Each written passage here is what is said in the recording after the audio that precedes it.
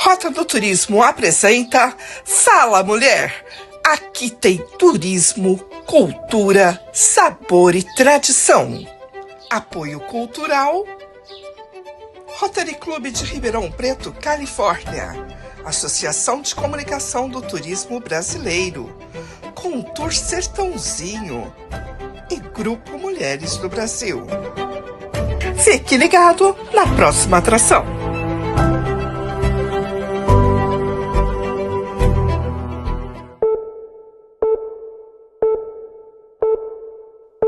Olá! Hoje nós estamos recebendo aqui nos estúdios da Rota do Turismo Rita Márcia Rosa. Ela que é uma enfermeira e também a responsável técnica pelo Graus. E eu acabei de descobrir que ela é irmã de dois grandes patrões que eu já tive na minha vida em tempo de CLT.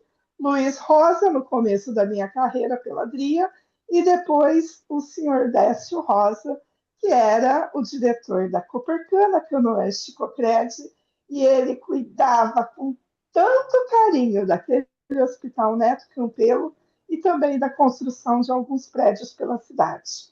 E hoje, uma vida tão assim, cheia de mistérios, tive o prazer de conhecer a sua irmã, Rita Márcia Rosa. Mas hoje ela está como responsável técnica pelo Graus. Rita, de enfermeira para responsável técnica de um grupo de recuperação para pessoas em vício. Como que aconteceu essa reviravolta na sua vida? Conta para gente.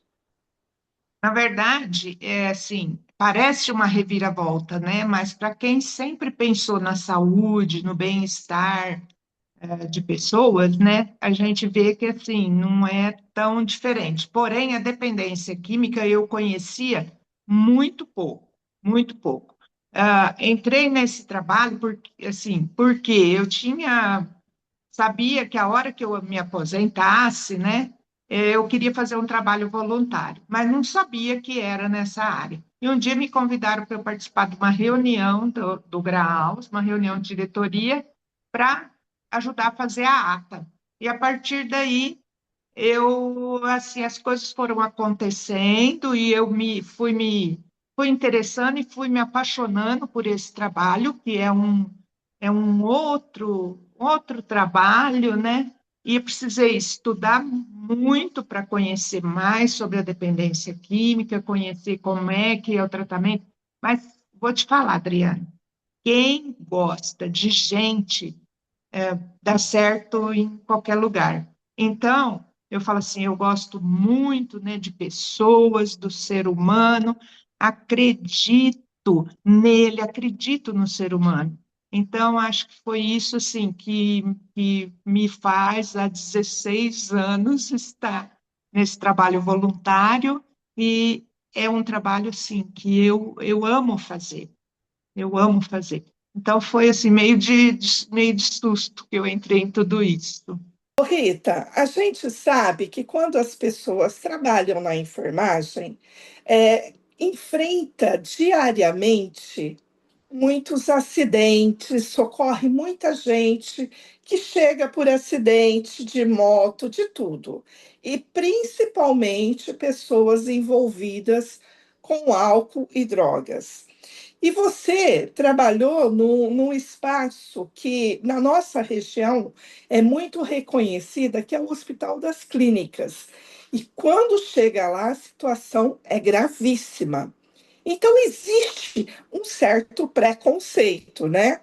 A pessoa chega e você fala assim: caramba, sabe que droga, sabe que álcool causa tantas tragédias, não só na vida da pessoa, como na família de muitas pessoas. E aí você chega no Graus e começa a lidar com uma outra situação, e começa a perceber que a pessoa está naquilo não porque ele quer, mas é uma doença. Como foi lidar com isso daí? Ou eu É estou falando interessante, besteira? não está falando besteira, mas o interessante, Adriana, é que nem eu tive, nesses 30 anos que eu estava no HC, 10 anos eu passei dentro da unidade de emergência. onde eu vi tudo isso que você falou e um pouco mais.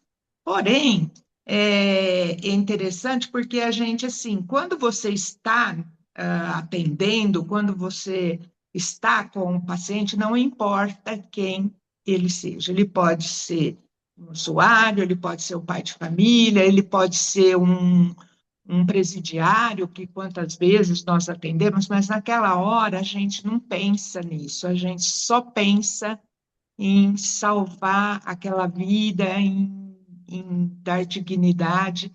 Agora, quando você vai, que nem no meu caso, né, que eu passei a ver o dependente químico, a gente vê que assim é uma doença tanto quanto uma hipertensão, uma diabetes, alguma coisa assim, né? E a gente também não faz, que nem no meu caso, eu posso falar, a gente não faz pré-julgamentos, porque quem está ali na minha frente é uma pessoa que precisa de ajuda.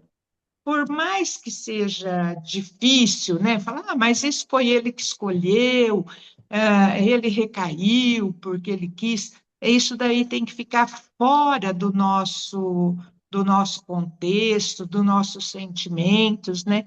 Porque agora nós estamos com eles. E você acredita que a gente assim, tem um afeto por esses, eu chamo de meninos, né, mas que nem todos são meninos, mas a gente, assim, compreender o que é a doença, que quem está ali é uma pessoa como eu, ele poderia ser eu, poderia ser meu filho, poderia ser meu irmão, né? Então a gente consegue.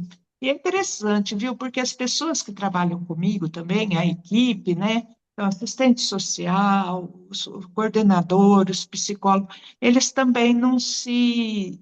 É como se eu estivesse dentro de um hospital, numa outra dimensão, vamos pensar assim. Eu quero até acrescentar que quando a gente vê, né, por exemplo, um abrigo de criança, um abrigo de idosos, um hospital, uma comunidade terapêutica, na verdade, é o mesmo ser humano em faixas etárias diferentes, né? Então, quando eu estou velho, quando eu sou criança, Então, assim, nem lembramos desse preconceito, mas a gente tem que assim, tem que se preparar, tem que se estruturar, né? A gente tem que estar se estruturando e se reequilibrando todos os dias para a gente fazer um trabalho desse. Que ele também não é fácil. É um desafio constante. E eu acredito que você também trabalha com a frustração do próprio dependente. Porque uma coisa é a gente falar assim, não, tudo vai resolver. Mas na vida não é sempre as mil maravilhas. Se ele entrou naquela situação, ele estava fugindo de algo. E como ele consegue, é o que eu falo, gente, para você entrar é fácil, para você sair é difícil, porque aí você chega, você enfrenta o preconceito, seu mesmo, muitas vezes, por que que eu entrei nisso, o desespero de estar naquela situação, e às vezes a família que se isola dessa pessoa, que eu acredito que é mais fácil julgar do que ajudar. E aí, como que vocês ajudam esse ser humano a enfrentar esses desafios e olhar que a cura está nele e não interessa de quem está julgando ou não? Então, veja bem, a gente tem, na verdade, nós temos um programa, né? E como você falou de frustração, nós, profissionais que trabalhamos com dependente químico, também temos que estar preparados para a frustração, né? Porque a gente também se frustra, assim como a gente se frustra no hospital, né? E assim por diante, em qualquer trabalho. Mas, para isso, a gente tem um programa não vou nem chamar de tratamento, é um programa mesmo de recuperação. Aí a pessoa, ela precisa desejar aquilo, e às vezes ela deseja participar desse programa no momento que ela está numa situação muito, muito, muito, muito ruim, e, né, então já perdeu a família, perdeu casa, perdeu bens materiais e assim por diante. E a gente sempre coloca, né, para ele, ó, nós podemos te ajudar, porém, a sua parte só você pode fazer. E por isso, Adriana, que a gente tem uma equipe, primeiro que assim, a gente tem uma infraestrutura, né, que é a própria comunidade, que ela é preparada, tudo que é de infraestrutura, ela é preparada para isso, ela não é um local onde você improvisou para. Não, não é, né? Ela Foi foi tudo muito construída pensado, né, Rita? muito pensado, e tudo que é pensado terapeuticamente, né? Não vai, vou fazer assim que eu acho que dá certo. Não, ele tem que ser terapêutico. Então, veja bem, e é assim que a gente pode ajudar. E ajudar como, né? Ajudar ele indo para um local protegido, porque a comunidade ele vai estar protegido lá e ele vai trabalhar as suas dificuldades também. Então, desde a questão dos hábitos, né, a questão da disciplina, a questão de conhecer um pouco mais da sua doença, o que é que ele pode fazer para evitar e driblar essa doença de alguma forma, né?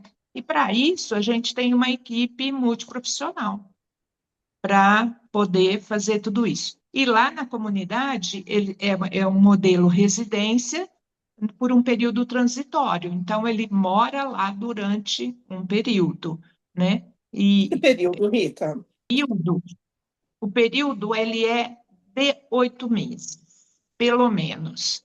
Se com 6 meses de acolhimento, a gente vê que, não que ele se curou, não é isso, mas às vezes já está melhor com a família, né? Melhorou isso, apareceu uma oportunidade boa de emprego, então a alta dele, assim, o período é 8, mas a alta dele a gente sempre fala, ele que vai definir, né? Se com 6 meses ele tiver em condições e a gente acompanha isso, então ele vai poder sair com 6 meses. Mas assim, na verdade, mesmo os 8 meses é um período curto para a gente cuidar de um problema tão grande como é a dependência química. Ah, nesse tempo, são 25 anos de história.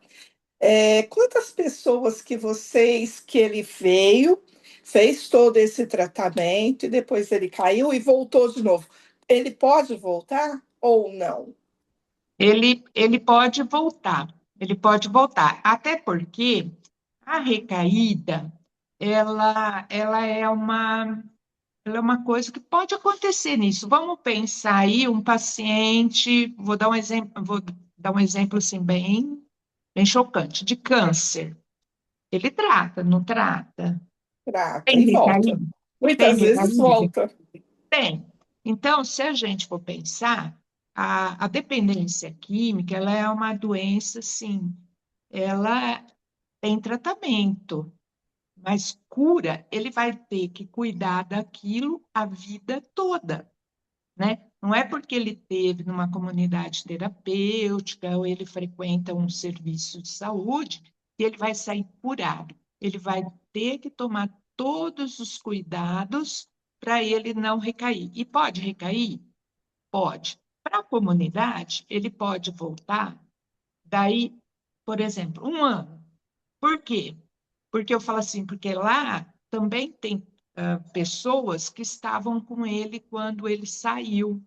Então tem que, assim, sair todo mundo para ele poder voltar.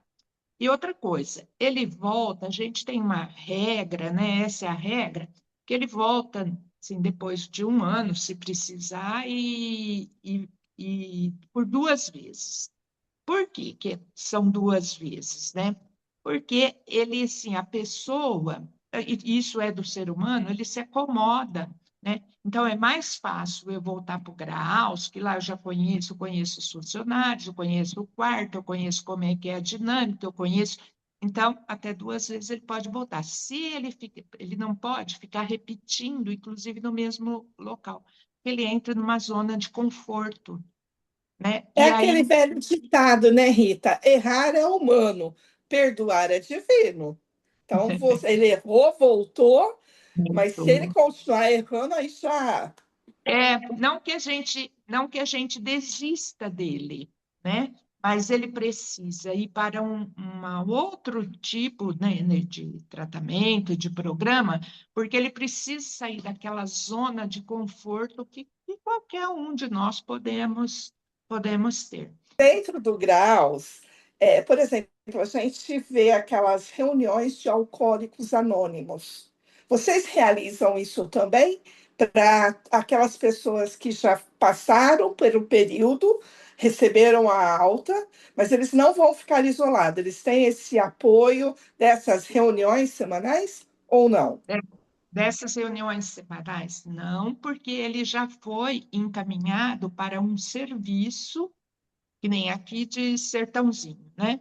Então, aqui do nosso município. Então, nós temos o CAPS-AD, então ele sai de lá referenciado para esse serviço de saúde. Então, ele vai continuar no CAPS-AD, onde tem profissionais, também uma equipe multiprofissional, tem médico, tem psicólogo, tem assistente social. Aí ele vai fazer isso semanalmente, por exemplo. Aqui nós temos, em Sertãozinho, nós temos Amor Exigente, que ele e a família pode frequentar. Tem os Narcóticos Anônimos, que é o NA, que ele pode frequentar. Ele pode. Então, assim, a manutenção do, do programa, ele tem que fazer e ele sai referenciado para esses serviços, né? Que no caso é o CAPS-AD. Que legal. Rita, nesses 25 anos, você está há quantos anos na entidade? Nesses 25 anos, eu estou há 17 anos. E você 17 faz anos. tudo, ou seja, você cuida de cada detalhe, é como se fosse a sua segunda casa. Eu cuido. Então, assim, nesses 25 anos, a gente já passou por vários momentos. Não podemos esquecer que nós tivemos aí uma pandemia e nós tivemos que continuar com o trabalho, porque isso não para. Então, eu falo, por exemplo, na época da pandemia, eu era a única voluntária que podia ir lá, porque não podia, porque a gente tem um trabalho com um pessoal que é voluntário, tanto os da diretoria, aqueles que fazem um trabalho voluntário lá.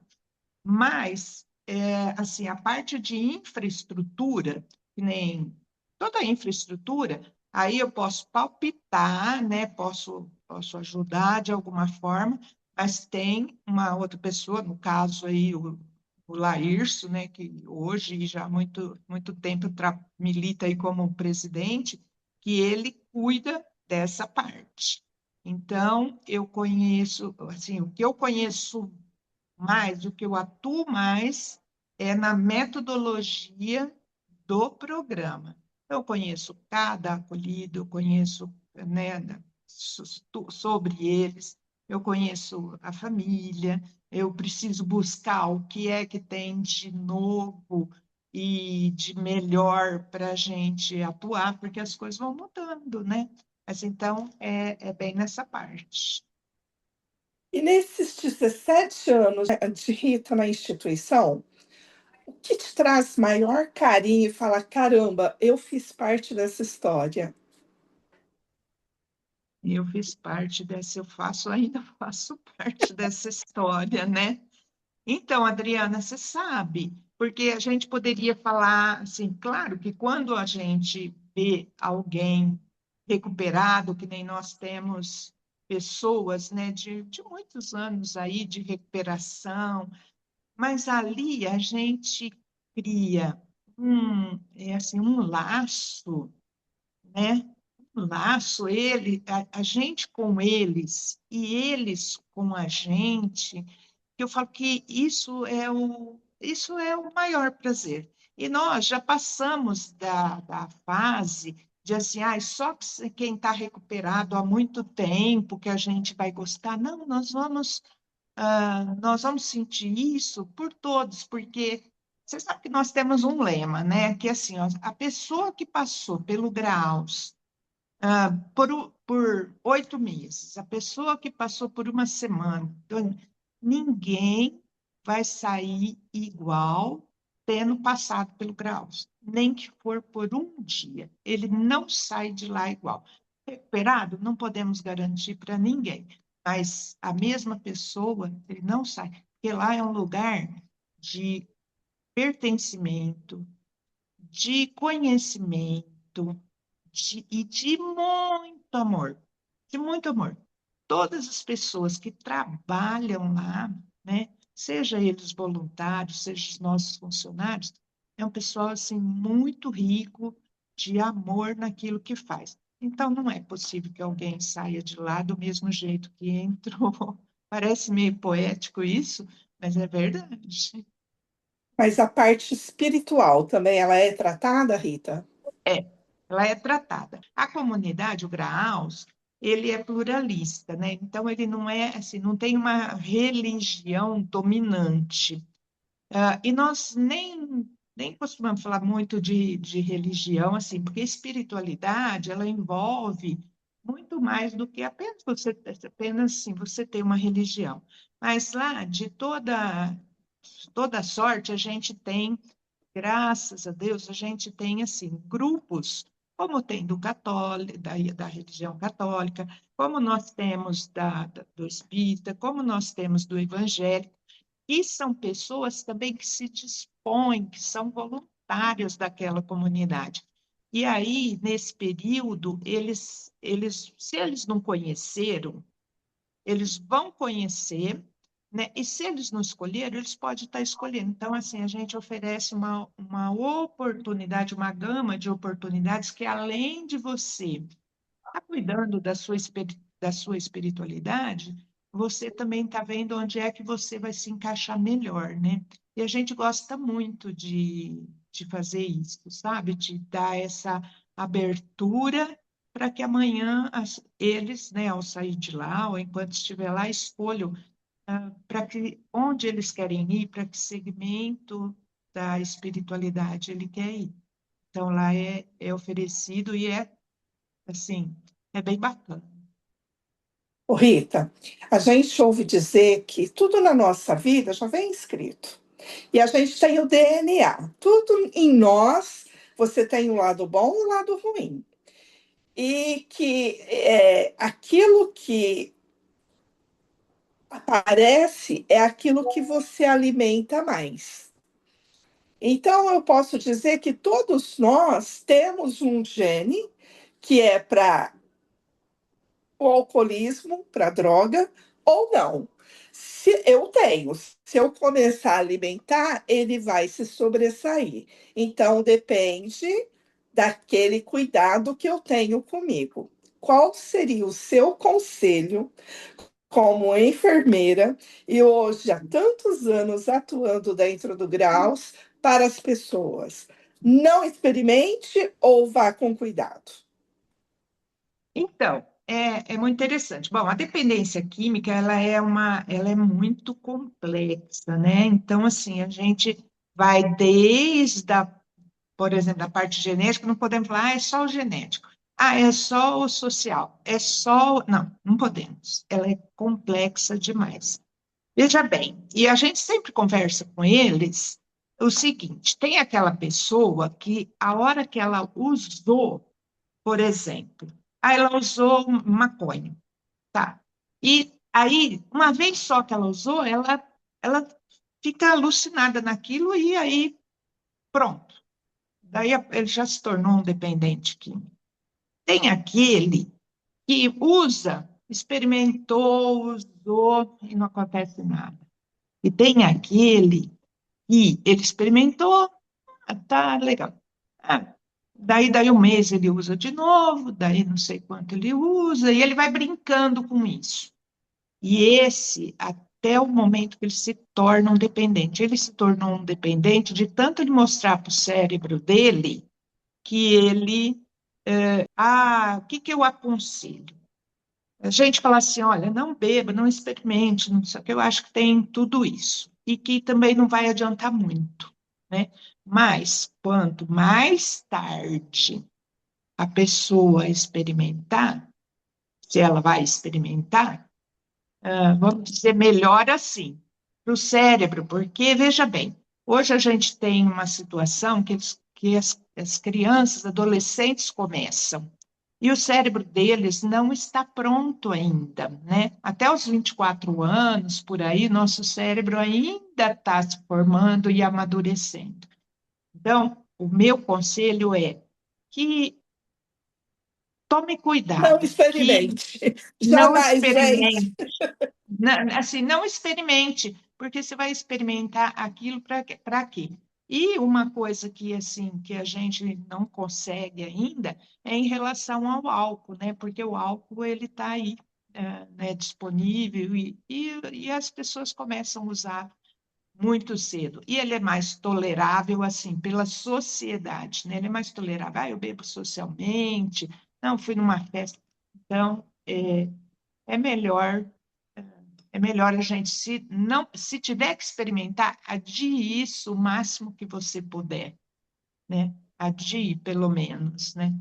E o Porque socialmente depende socialmente. Pode ser aquela pessoa que tem evento todos os dias, vai é, beber todos os dias. Então, todos os gente, dias, cuidado.